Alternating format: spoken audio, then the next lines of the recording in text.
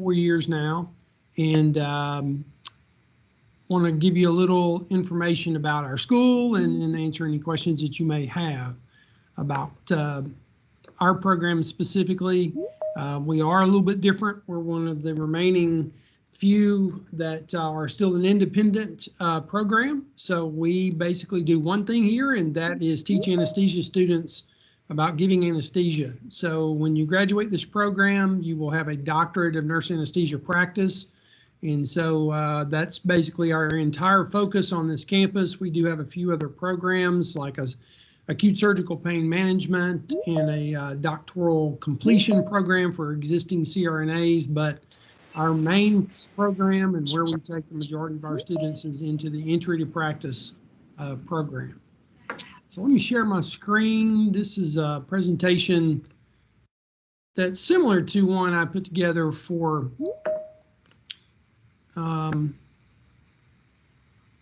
our families when we have family day, which of course we haven't had because of COVID.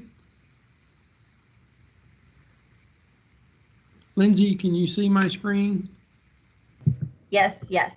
You see the presentation? I do. All right. So I'm going to click it over to presentation mode here. And this building here that you're looking at in this picture is the Student Services Building, formerly known as Building B, but we now have named all of our buildings. So we basically have 3 buildings on our campus. And just on the other side of that building is the Bowen Building, which is the building I am currently in, where our amphitheater type classroom is, as well as our simulation labs.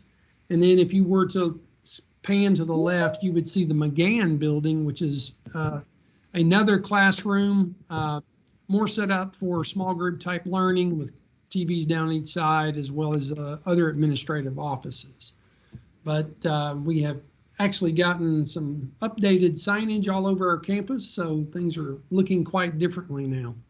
Here's my contact information. If you would like to email me, that is my office number. My office phone does roll over to my email. And so if I happen to be out of the office and you were to leave a message on my phone, it would go to my email. And then there's Lindsay's contact information there, and we'll have this up at the end as well. So we are an independent anesthesia school. Originally, this school was founded around 1950. And the intent and purpose of this school, when you see that signage there at the bottom reflecting Christ in anesthesia education, the Seventh-day Adventist church and faith is what this school was founded on. So we are a very different school. I will tell you that we do have everything we do, we think about what that means relationship with our Savior and Lord. And so as we carry on business here, we conduct prayer. If I have students come in my office, whether it's a good conversation or a difficult conversation, we open that with prayer. And so Christ is the center of our school, and we try to conduct ourselves in that manner. And so before we have any major event and such as this, I would like to open us with a word of prayer, and then we'll get started. Lord, I thank you for the students that are joining us and the wonderful attendance that we're having this evening. I pray that I provide them the necessary information that they need and be with them as they choose the right anesthesia school for them.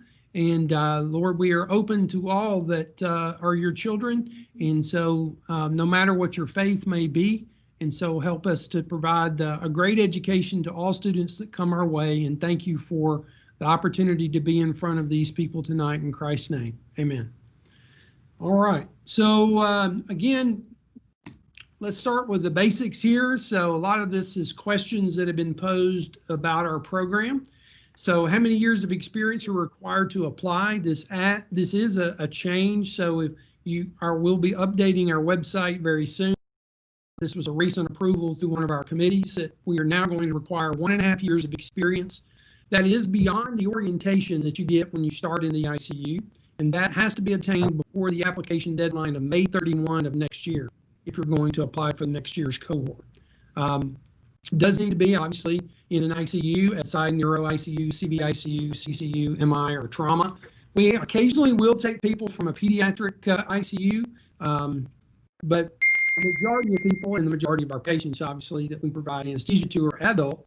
And so that's where the majority of those adult ICU type experiences, that's where the majority of our students come from.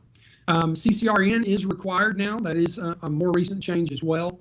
And so that's something that we want every person to have. I know when you don't have quite 1 year or just over 1 year experience, sometimes that's hard to obtain, but with the increase in years of experience, the CCRN is easy to then obtain. We are 36 month. We are about to graduate our first doctorate nurse anesthesia practice cohort. The 2020 cohort was admitted right at 3 years ago. And so they are matriculating in December and will graduate. And we'll sit for that national examination called the NCE. Program start date is January, so around the first week of January each year. Currently, that first semester is online. However, that may as well change in the upcoming years, probably by the next cohort that gets admitted January of 22. That may change where it will be a full-time on-campus curriculum, but we'll see. That's in the works. Application cycle, we do open that on January 1 and it runs through May 31. That's a pretty hard deadline of May 31. One big question you get asked all the time, the average GPA of applicants, well, obviously the higher your GPA, the better, but the average cumulative GPA is around 3.4.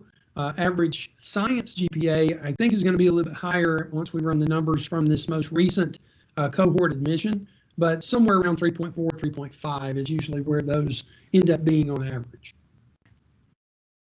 And how much is this going to cost? That's certainly something that crosses everyone's mind, and it's obviously not cheap. But then again, when you think of the starting salaries that I am talking to my students who are graduating that will be starting at, depending on obviously the state and city in which they will take those jobs, you're making six figures right out.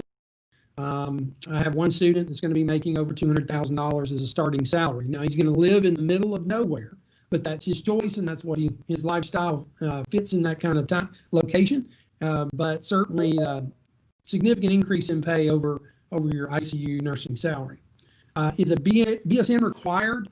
You do have to have a baccalaureate degree in nursing, or you have to have a licensed registered nurse with a baccalaureate degree in a related field of science to come here. You do not have to have a BSN, but you do have to have a baccalaureate degree, and you can have a 2-year associate's or some other, whatever the equivalent is, their nursing license as a registered nurse.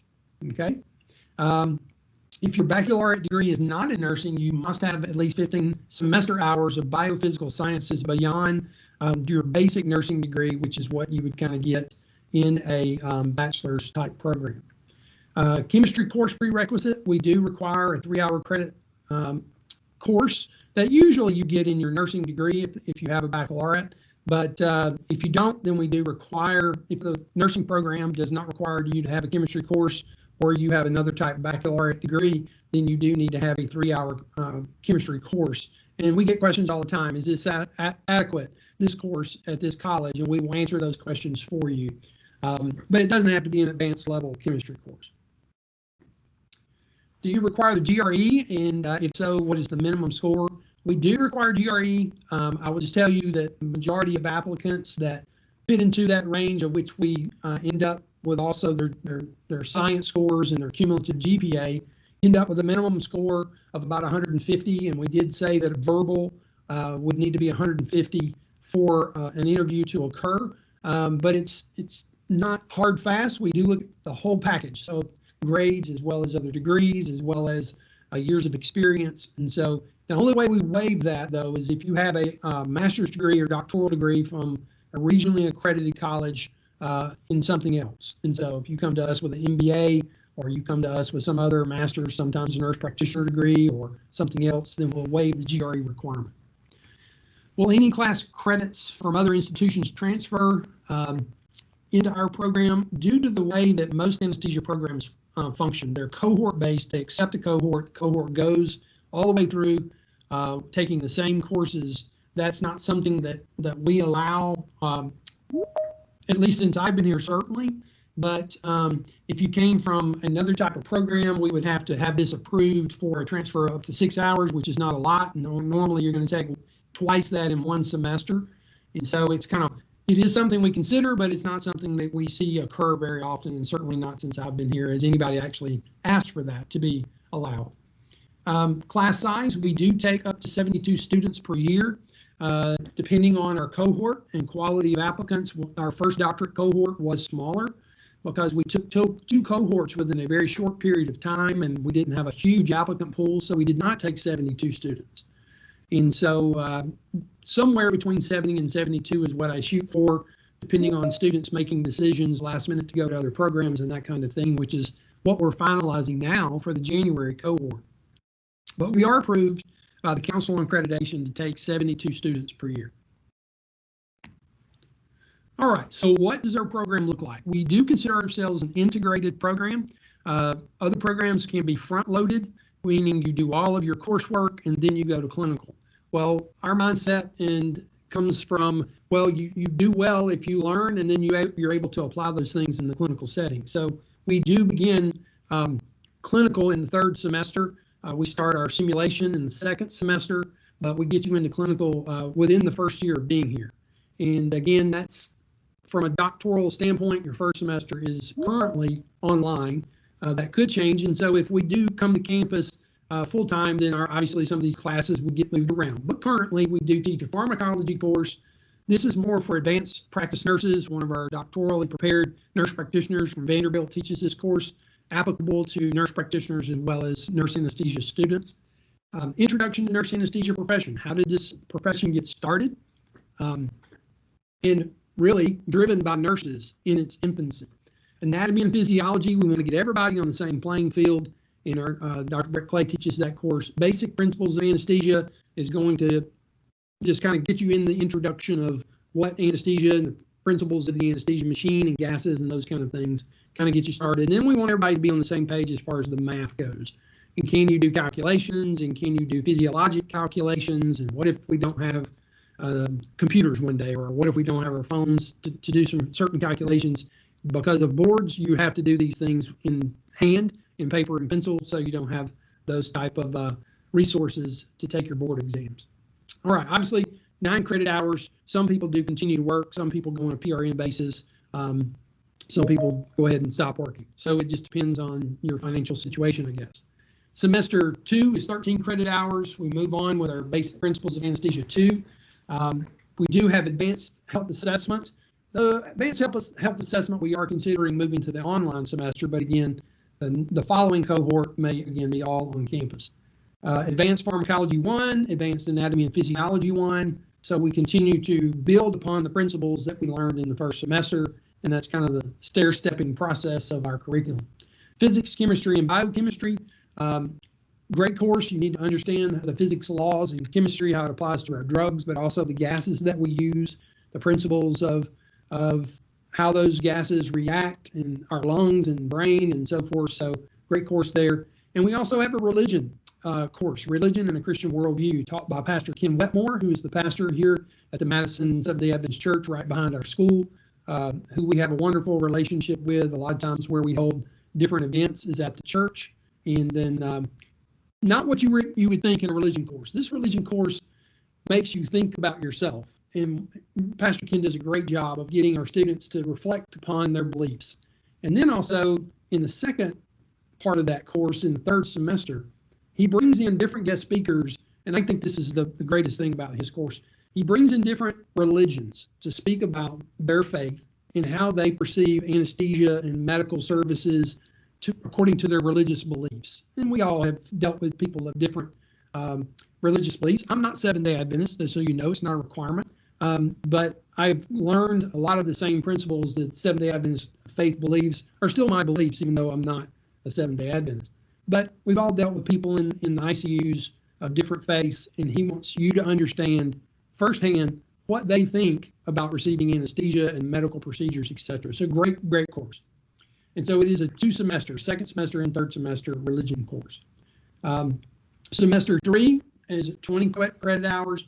Advanced principles in nurse anesthesia. We start incorporating the surgical procedures and discussion there about anesthesia specific things related depending on what type of surgery you're doing. Advanced pharmacology, advanced anatomy and physiology. Again, we continue to grow on those principles. Clinical practicum. Our students, because of COVID, literally started clinical yesterday and today.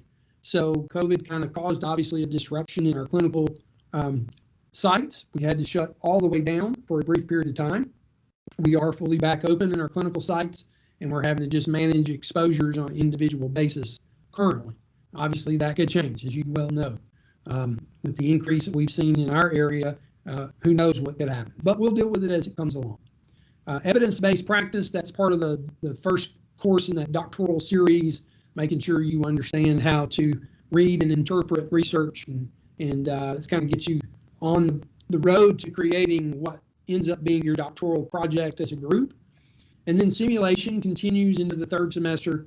And then we also have kind of changed the curriculum up a little bit. This year was the first year we taught pediatrics in the third semester as well. And our pediatrics instructor is one of the CRNAs at our Vanderbilt Pediatric Hospital. And so very knowledgeable, and that's all she does is pediatric anesthesia. All right, semester 4, regional anesthesia, very tough course because this is a foreign subject to all nurses because you really have not received the anatomy and physiology of nerve function that you do in this course. And then how do we block our nerves with a needle? And so there's a lot of hands-on. We have cadaver workshops for you. And so that's a tough course. Quality improvement for safety and wellness. Again, a great course to look at. Well, how do we go about making change and doing it in a safe manner that promotes wellness in our patients? So again, it makes you think. It's not a difficult course, but there's some homework to do there. Advanced Pharmacology 3, and you have the second evidence-based practice course, again, building on that first semester of evidence-based practice that you had in the third semester. And then you get into some cardiac and respiratory specific physiology and pathophysiology, continuing your clinical practicum, and then again, simulation. Simulation, it goes kind of as you learn the basics of just doing an induction sequence, different types of airway devices. Then in simulation for fourth semester, we turn around and start giving you some problem issues with the airway. What would you do in this situation? And then you get to learn in that simulation lab in that safe environment. Fifth semester, we do OB, more simulation, and then advanced topics and patho to try to encompass some of the things that are kind of rare but do occur in pathophysiology. Healthcare policy, economics, and legal is taught by our president, Dr. Chris Hewlin. I took this course when I did my doctoral completion here many years ago, and you learn about billing, and you learn what your worth is in the operating room, and you also learn how to bid a contract. And so it's a very different class, not, again, one of those hard classes, but there's a lot of homework to do to figure out how to properly do that bidding process. Clinical just continues there, clinical practicum 3. Evidence-based practice wraps up in the fifth semester. In ethics and multicultural healthcare, again, looking at ethics, and we know that term, but looking at it from a lens of anesthesia-specific ethics and also multicultural healthcare professionalism. And so we have 2 instructors that teach that course. You can see that it looks like we're front-loaded, but because we do clinical incorporated into that, when you get to the 6th semester, that's kind of what we call the senior year. You're still a second-year student, but we call it your senior year, and you have 2 courses, and you have 2 objectives. Do clinical, learn how to give anesthesia, and start getting ready for taking boards. Now, yes, it's a year away, but that process has to start because you forget so much information from the previous semesters that we have to kind of go back and start getting relearning that information and hopefully imprinting that information where you can recall. I want to bring up this picture here just for a brief moment, just to show you we do involve ourselves into the politics of nurse anesthesia. This is a trip in Washington, D.C. that we took, and we go meet with legislators. We also do this here in Tennessee as well, something that we all should be involved in. So we took several students, 3 of those people are students. And then the lady in the black and white dress there is Dina Veloci. She is actually an alumnus here. And also got her doctorate, one of the early people to get her doctorate at Vanderbilt. But she is president-elect of our national organization, the AANA. So we're very proud of her and her accomplishments on the national level, speaking for our profession.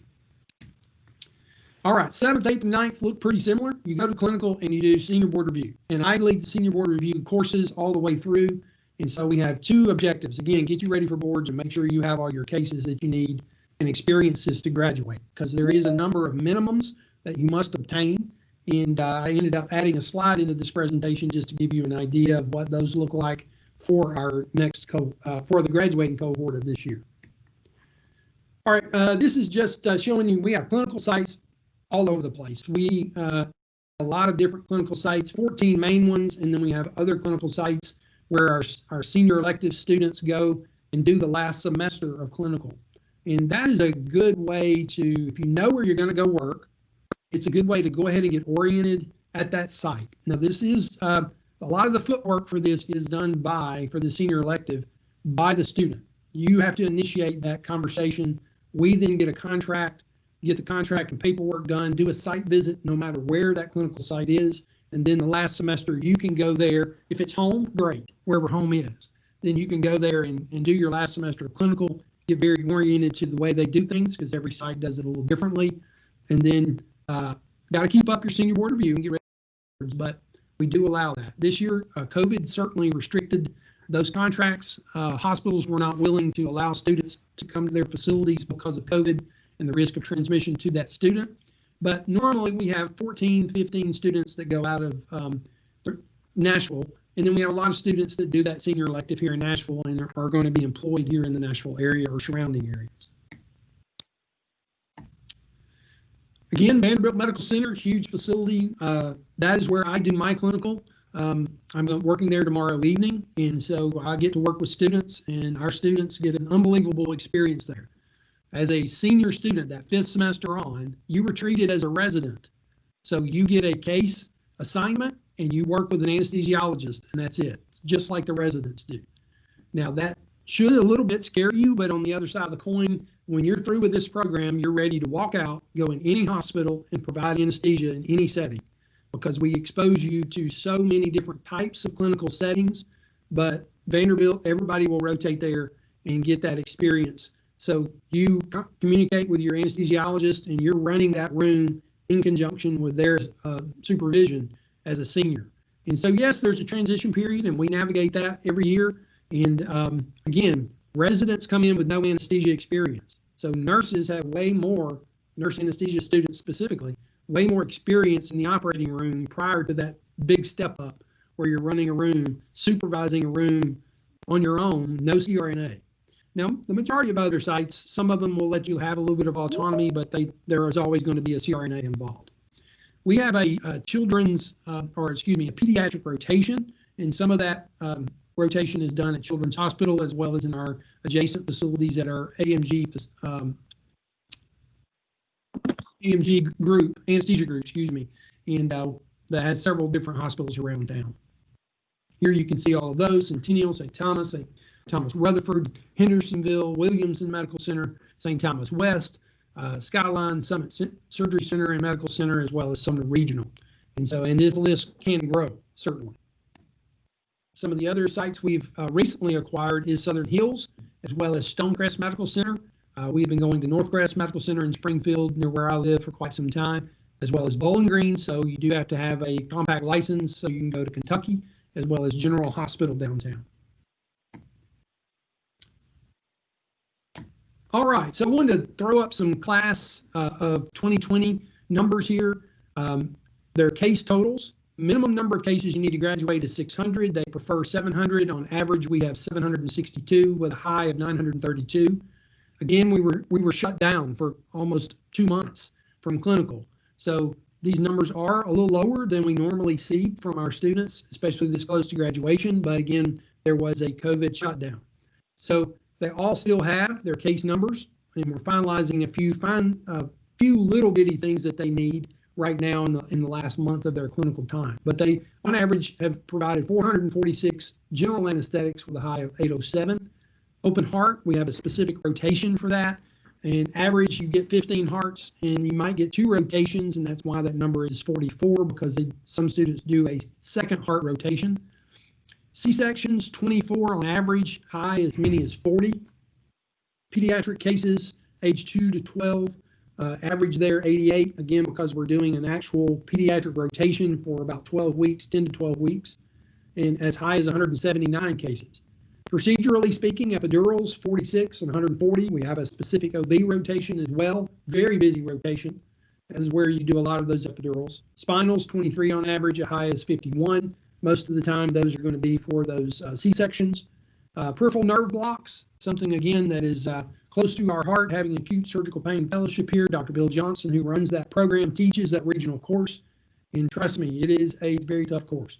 But our students average about 28 blocks with a high of 71 peripheral nerve blocks.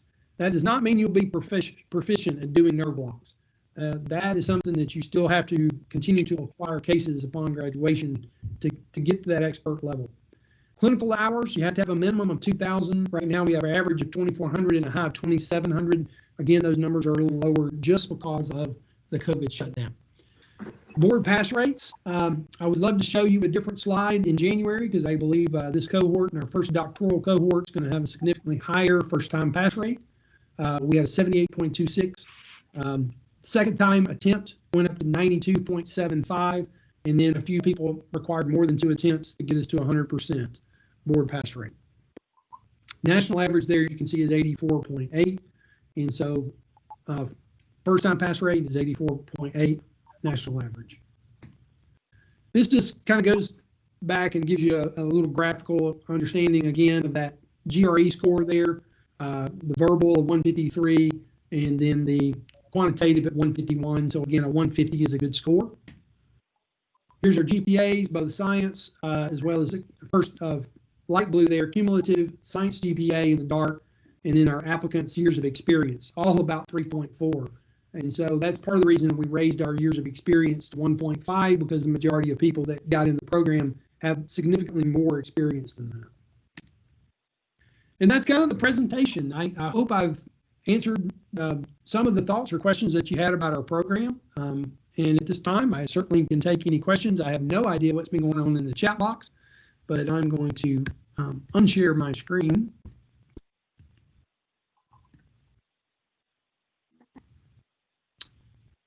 Lindsay, have you been busy in the chat box, or you're muted? We've had one question about the chemistry requirement, and you would just have to have earned a passing grade, and that a C would be sufficient to earn your 3 credit hours. Right. Of course. That's great. We'll go into the calculation of your science GPA, certainly. Right. Correct. Are there any other questions about where we are? Can you explain the difference between DNP and DNAP? Sure. So DNP obviously is most schools of anesthesia are either housed within a nursing program, and so that's where the DNP comes from. And so they may have nurse practitioner students as well as anesthesia students taking the same courses to get their doctorate, where ours is an anesthesia focus. And so it's specific, and that's why we don't start those course series until you've been in school for almost a year, because you really don't understand anesthesia. You understand the ICU, you understand nursing, but you don't understand problems that might be that we encounter, or problems within the anesthesia world. So you can't really formulate a doctoral project without knowing that. And that's why we start that series of courses in the 3rd semester and move forward, because you really don't fully understand the operating room and potential things that can go on there. And the research is, again, different from what you probably ever read before related to anesthesia. The next question is, how many shadowing hours do you recommend? Well, you know, I don't have a set number in my mind. I think a couple of days certainly is good. I think it's also beneficial to go to the AANA website, look around, and familiarize yourself with the AANA, American Association of Nurse Anesthetists, and make yourself knowledgeable about the website is also beneficial. You know, certainly if you could shadow 3, 4, 5 days in the OR, that's plenty sufficient. The next question, do any prerequisites expire? Prerequisites expire? No, you either have them or you don't. Now, obviously, we would like you to have more recent, and most people, again, 3.4 years there as far as the average years of experience. So you're going to be within that range of school, not too far away. There is some data and research, again, related to the older you get, the harder it is in anesthesia school, certainly. You have a higher likelihood of not passing boards, but that shouldn't scare anybody away. I didn't go to anesthesia school early. I actually went to nurse practitioner school first, and wasn't fully satisfied, I guess, and decided to go back to anesthesia school in my early 30s. And so if I can do it, you certainly can do it. So I went to school with quite a few people that were older than I was, in their 40s, as well as one guy was in his 50s, and we all passed boards on the first time, and he's still practicing. The next question has the program added tools to increase pass rate? Yes, when I came here, the year that I actually arrived right after they took boards, the pass rate significantly dropped to 61% on the first time pass rate. And so I was put in charge of revamping that entire process. We do partner with Apex Anesthesia, if you don't know who that is, but they are they originally started to be a continuing education for CRNAs, which we are doing now. Actually, I'm finishing up my CPC, which is the accreditation we have to go through in modular form to get our license.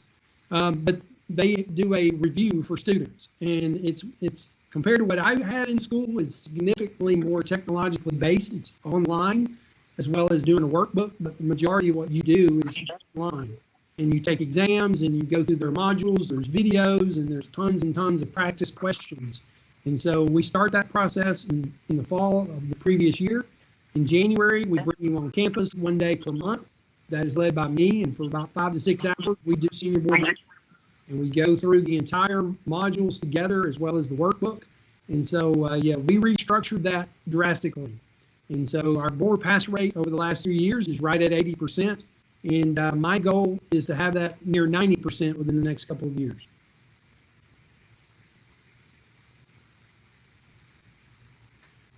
You're muted.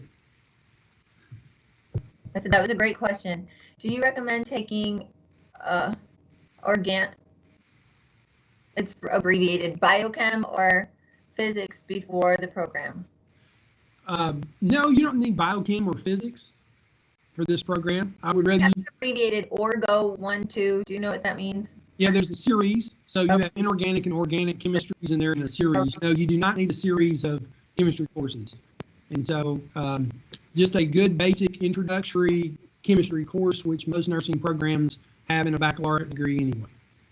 If you have ICU experience that is greater than 5 years ago, will recent PACU experience be considered in conjunction with the older ICU experience? No, that is part of our handbook and our admission policy, is that your ICU experience has to be within the last 3 years, and more preferably current ICU experience. That will definitely be a hindrance in your application and portfolio if your ICU experience is old. When would interviews take place, and are they held in person? Well, they have always been held in person until COVID hit.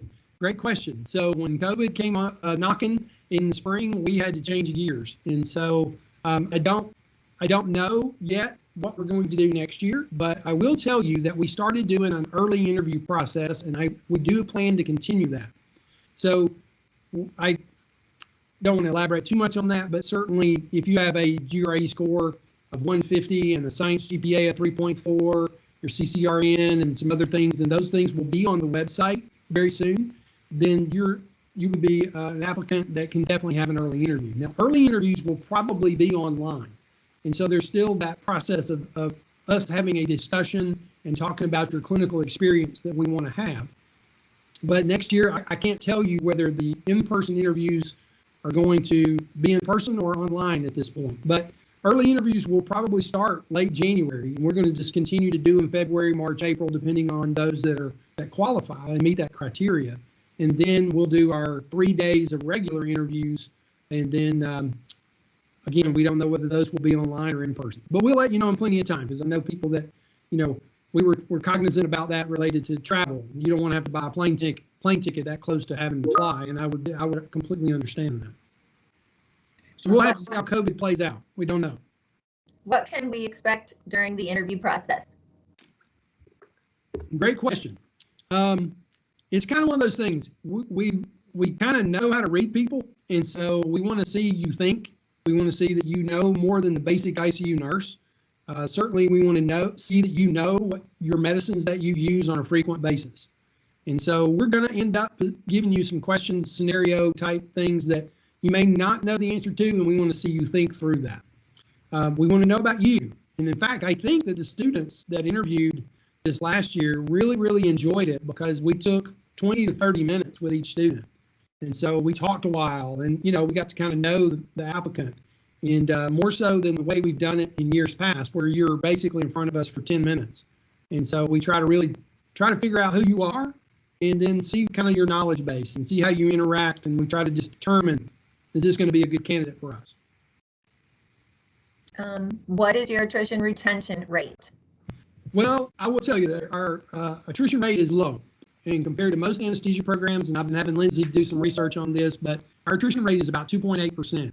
And so we get through the majority of students. Now, I will tell you that's probably going to go up a little bit, but that's not necessarily a bad thing either, because we want to make sure that we're getting through the qualified candidates. And so 2.8% I think is right now, and we'll have to see. This next year probably won't go down very much, but we've had a few people in a cohort that will graduate in a couple of years. So that number will change a little bit, but it's relatively low compared to anesthesia programs. They're normally about 8%. Do you have any suggestions to make your application stronger? Well, it depends on what needs to be stronger. I will say that there were people who took GRE prep courses. They seem to really work because they scored really well by doing that. I don't know them which one's better. I don't know them all really, but we've had students who took their GRE, took a prep course, came back, took the GRE, and significantly increased their score. But that means anything. If your science GPA is not great, then if you took a science course, that would obviously, we cancel out your old grade, put in the new grade. We don't just keep averaging as we go along. And so if you got some bad grades, then maybe taking a science course that you previously didn't do too well, you're going to probably have to answer to why your science GPA is not great, because that is certainly one of the things in research has proven that those who have a good science score do well in this program. It's a science-based program, and so the higher the science GPA, the better. That doesn't mean that people don't get in with a science GPA below 3.4, but certainly below 3 is getting pretty low. Do DNAP students find the Advanced Physiological Foundations class beneficial to the program courses? I think people do enjoy that course. It helps them in the ICU understand better what they're doing instead of just doing what's going on within the body and what medicines you're using. I don't say that it's, I don't see any downside to those who don't take the course as far as this program goes. I'll say that. So do you have a hand up? No, not really. You're going to get that same information in the program as well in that first semester, but it's not a requirement. Certainly not a requirement to take that course. We do recommend it for if you, again, have a lower science GPA, if you need something to boost it, that's a great course to get you on the CRNA career path. And the next question, would you consider an application who has only been able to obtain virtual shadowing experience during COVID? Yeah, we completely understand COVID has changed everything. And so as much as my senior elective students couldn't go to those senior elective places that they wanted to, we certainly would understand shadowing having to be difficult. Even here in Nashville, we know of people who have not been able to shadow because of the COVID-related issues. So certainly we would take that under consideration. I just finished my FNP. Do I need the GRE? No. When do you suggest taking the GRE for next year's application? Any required time frame? You know, it's one of those things. It's if you want to have an early interview, certainly the earlier you take the GRE, the better if you have the other criteria. But if you don't, and you're going to be at regular interview, anytime after the first of the year is fine. Of course, before the close of the application, which is May 31st. Now, we had issues last year with people being able to schedule that because of COVID. And so then we also kind of had to give some grace there as well because of, not being able to go to the testing centers. And then they came out with an online exam. So that kind of changed everything as well. Would you accept pediatric ICU as good experience? We do accept it. I would just say the majority of our applicants have adult. I've known some great CRNAs who were pediatric ICU people before they went to anesthesia school. So you're definitely not going to be behind the 8 ball. You just have to understand that the majority of patients you're going to care for during this program are going to be adult.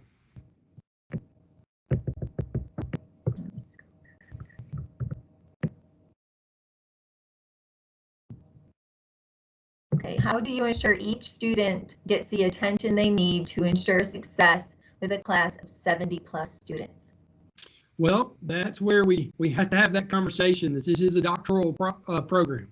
And so a lot of, we put the burden onto the student. Our faculty all have a lot of experience, both giving anesthesia as well as an education of nurse anesthesia students. So we expect a lot. I will not be shy about saying that. So, but we try to make sure that the course, as well as the out-of-class requirement for that course, fits within our calculation. And so you have to put forth an effort. But certainly, if you're struggling, your first line of defense is going to be that instructor. To meet with that instructor, and that's your responsibility to reach out. If it's something related to study habits or test taking, no, that's different. We actually have recently added a coach to our team, a study coach, and so we would refer you to that person to maybe help you with study habits, maybe some techniques that might be beneficial. I encourage everyone to study in groups, because the way I think about things with my anesthesia experience may not be the way another student would explain the same thing, because the thought process is different based on that experience. And so I think groups are very, very important to study. I think being prepared for the class itself, if you've read ahead of time, you're definitely going to understand more. With COVID, certainly we have realized the benefit of our recorded and streamed classes, so you can go back and watch the lecture again. And so even if we're full back to campus, and we don't require this Teams environment, which is what we use to deliver online classes, we'll be recording classes, because it's definitely beneficial. If you're trying to write so fast you can't really pay attention, the recorded version of that is there for you to go back and look at. Does taking care of patients with ECMO, Impella, VAD, or IABP encouraged? You can tell I have no medical. I'm not in the medical. Is that required? Not required. She asks if it's encouraged. Is it helpful? A lot of applicants come to us with that, but if it's not in your current ICU, that's not a requirement, no. Would you recommend attempting to get experience from a higher acuity hospital before applying? That's something that would never hurt, certainly. I kind of have this ongoing fun relationship with one of our anesthesiologists that helps us in our interview process, because he works at Sumner Regional, and he said, people at the ICU at Sumner Regional is not the same as it is downtown Nashville. And that is true, but certainly your experience will be very, very different if you're in a high acuity ICU. And I think it says a lot if you're willing to transfer to a different ICU or a different hospital because you want to go to anesthesia school. So yes, your experience will be very, very different. Making that move. I am currently in FNP working for the anesthesia department in the PECU. I was reassigned to COVID ICU from March to September. Prior to that, my ICU experience as a bedside RN ended in 2016. Would you recommend returning to the bedside for more ICU experience? Oh, that's a good one. Not your standard question. I'm going to give you a personal experience. I went back to the ICU as a nurse practitioner before I went to anesthesia school, just in case people would maybe think differently because I hadn't been in the ICU. I think the COVID experience, though, for me would be sufficient of that going back to the ICU. If you've been in the COVID ICU, to me, that's as good as anything.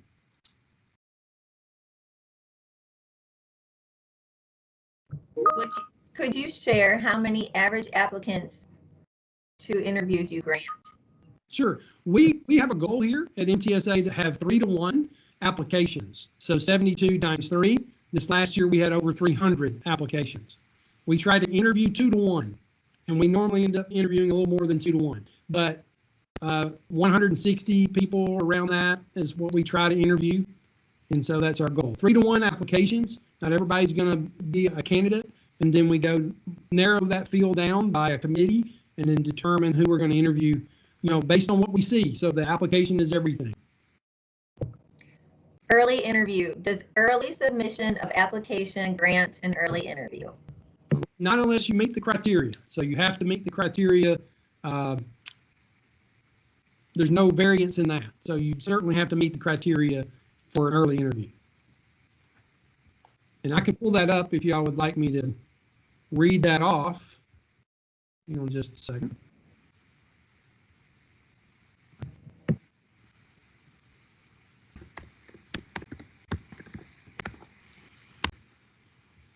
Because we just added this to our handbook.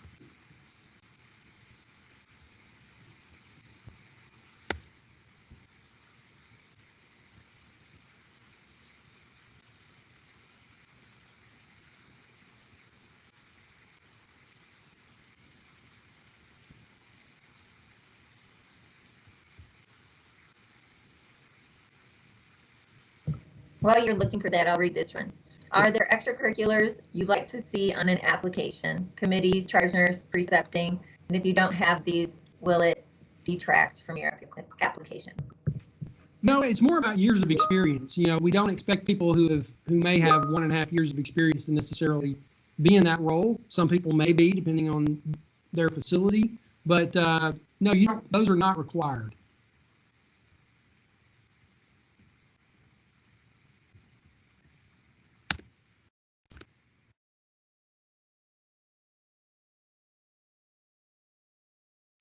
Which do you have your hands on the early interview? Yeah, I've got it. You share your screen. Okay, I'll wait. Well, I'm just going to read it. Science GPA of 3.5, a minimum of 2 years of ICU experience at the application deadline or when you submit the application. GRE verbal of 150 and your CCRN. Those are the requirements for an early interview. So 3.5 science GPA, 2 years of experience, verbal GRE of 150, and CCRN certification. Okay. Which type of ICU would best prepare me for the CRNA program?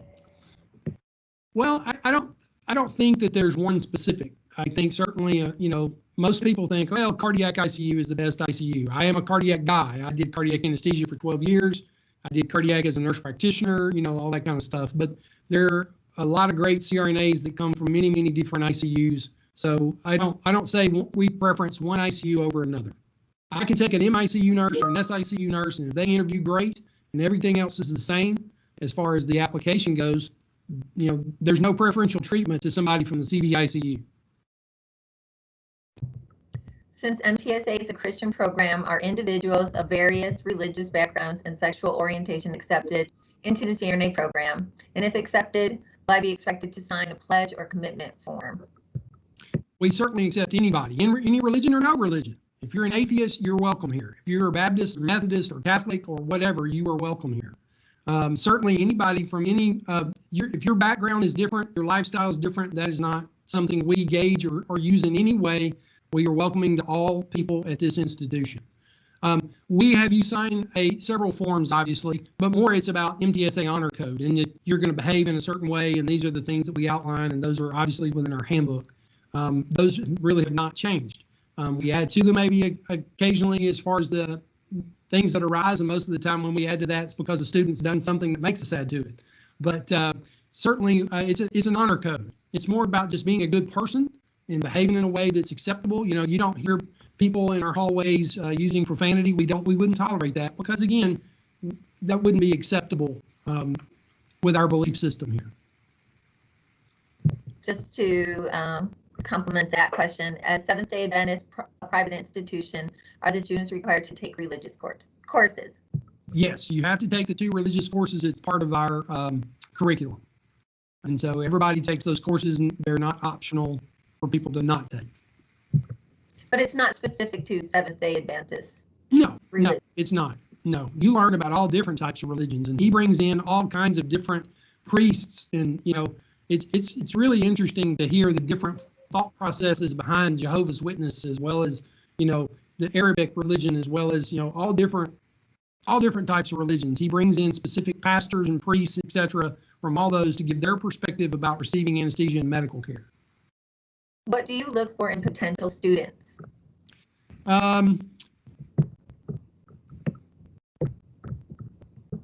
want to see someone who certainly is driven, who's going to think on their feet, be very amenable to and receptive to correction. And so that's part of the interview process. We try to figure out who's going to fit in and do well and be a learner in the operating room. And so we kind of say this is that, your ICU nurses, some of you at the top of your game in the ICU. There's not a patient you can't take care of. You're on every committee, or there's nothing you can't do in your ICU, and you have to realize you're going back down to ground zero. You're becoming the learner again. And so anesthesia people are usually type A, and so we have to navigate different personalities and also different ways of doing anesthesia. And so we have to find those people that we can get along with and are teachable. That's what I want. Somebody's going to get along with everybody and be a teachable person. If an applicant interviews early, will they receive an acceptance or rejection letter early, or will it be after May 31st? Great question. Yes, you will receive an acceptance letter, and then obviously from that acceptance is a deposit to hold that position, because we don't want to keep taking people into the program. Now, we do not fill all of our slots from early interviews. And I want to make sure that you hear me on that. We don't take the entire cohort from early interviews. We still did 3 days of interviews this past time. And so somewhere around half the class or so is kind of what we took for early interviews this time. But yes, you will receive a acceptance as well as a deposit that's non-refundable, and then you're in the program. No worries from that point forward. If you choose to go to another program, again, you lose your deposit. And then even those people that we give you a time frame to make the decision, it's not an instantaneous decision. And then if we don't hear back from you or don't receive that deposit, then we figure you do not want that slot in the program. And as far as not being accepted, what would be the same as? So interview, it is one of two things: either yes, or we wait and see how you fall out in the regular interviews. We do our interview based on a rubric system, and so part of your application goes into that rubric, and then how you interview goes into that rubric. So it's not a no; it is either a yes, or we'll wait and see after the regular interview cycle where you fall out in that rubric scoring system. Do you only look at verbal GRE scores for early interviews? I made a 147 on verbal and 154 quantitative. Do you recommend retaking the GRE? Well, I can't answer that because I don't know the rest of your application and science GPA, years of experience, and all those kind of things. There are certainly people that get in with a verbal of 147, 148, certainly. So it's not going to exclude you from the process, no. So it's hard to answer that question not knowing the complete application. Do you have a wait list? We do take alternates once we fill our complete cohort, and we normally have 8 to 10 people that choose to go to another school, and then we just start pulling from that alternate list. Would we be allowed to work during the program if is there a requirement not to work? We do not have a requirement that you can't work, but I will tell you it will be very hard to work while you're going through this program, unless it's on your break. But then again, that goes back to the whole PRN thing and whether the facility will allow you to not work X number of shifts per month. But it will be very hard to work in this program because of the time requirement, both in didactics as well as in clinical, because at our clinical sites, you will work weekends, holidays, nights, evenings, everything. And so it's kind of hard to work around all of that. And then again, just so everyone knows, your hours of commitment, once you're in clinical full-time, the Council on Accreditation does limit that, and it is 64 hours on average over a 4-week time period. So there may be weeks you work 70 or 80 hours, and there may be weeks you work 40 hours, but we can't work you more than 64 hours in a 4-week average. Does MTSA offer scholarships? Specifically from MTSA, we do not offer scholarships. We have anesthesia groups that do offer scholarships, but MTSA does not offer specific scholarships from the school itself. There are scholarships that you can apply for through the AANA in different various organizations, but we do not have scholarships specifically from our school.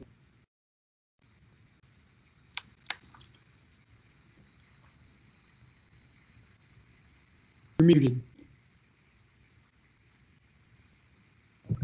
What breaks do students get between semesters or during the year?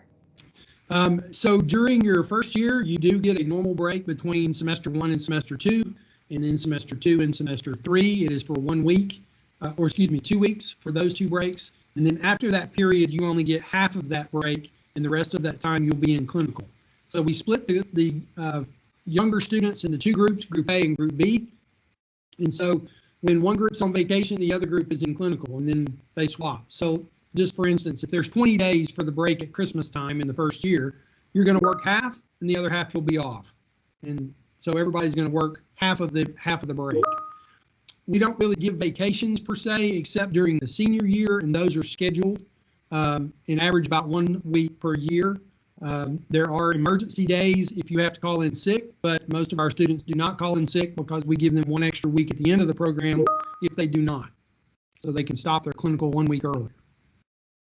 But after that point, in your senior year, there's no breaks at the clinical break. It is all scheduled vacation.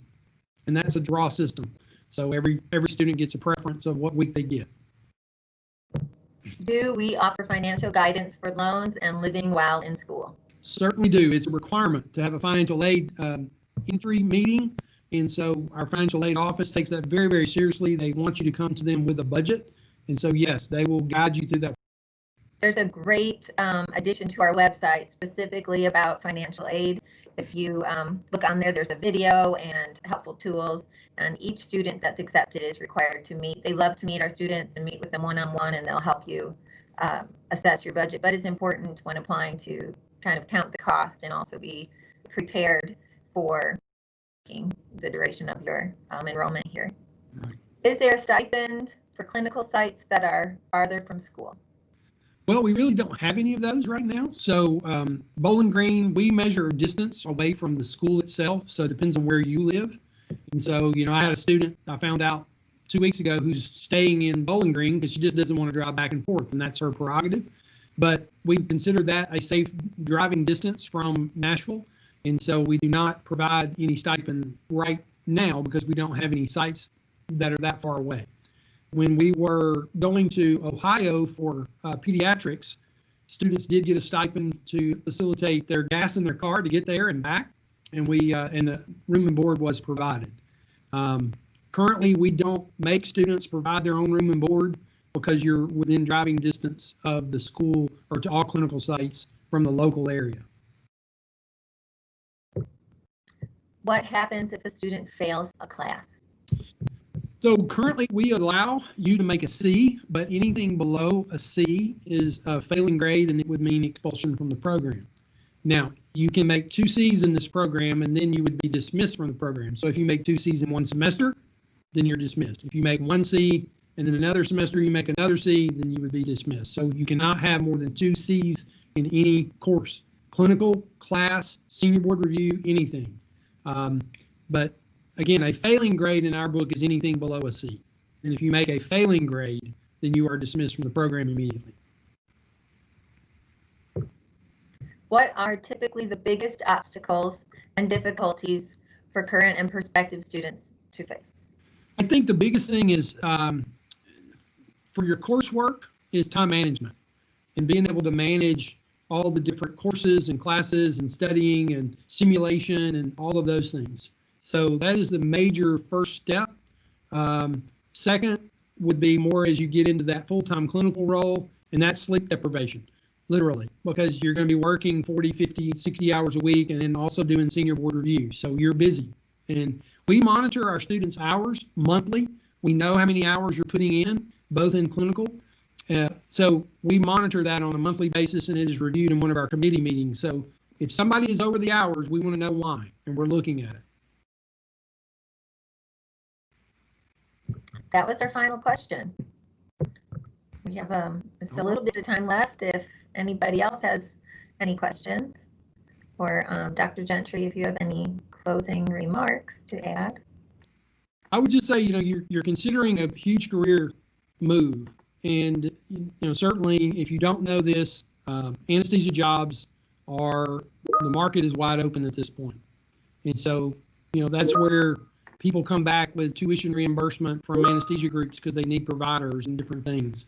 And when you see those things, the market is open. Part of that reason is because the age and population of CRNAs is older, and a lot of people are starting to retire, and so there's a lot of jobs available right now. But it is a career you will never, ever regret. And so like I said, I was a nurse practitioner for 6 years, decided to go back, and never regret one day or one dime that I spent to get there. Thank you all for attending. There's a comment in here. Can we have a session with current students to hear their perspective? This is our maiden voyage with our virtual meetings, and we are hoping to reach out to other faculty members to give their perspective, and I will certainly reach out for students' perspective. In the spring, we hosted a open house, and we had a student panel, and I feel like their feedback was invaluable, and the prospective students learned a lot from their point of view. So I will certainly research that, and hopefully we can do something similar through teams like this prior to the application cycle opening. How do you decide who comes off the alternate list? Oh, we turn around and look at that from the admission committee process, and so you're pretty much ranked based on the committee process. If a person needs a semester off, what's the procedure, and is it possible? It's not possible. So there are just a couple of reasons for a temporary leave of absence, but if you need a semester off, this is a lockstep program, so there's no way for you to turn around and come back in and be at the same place the following year. So it's not possible to take a semester off.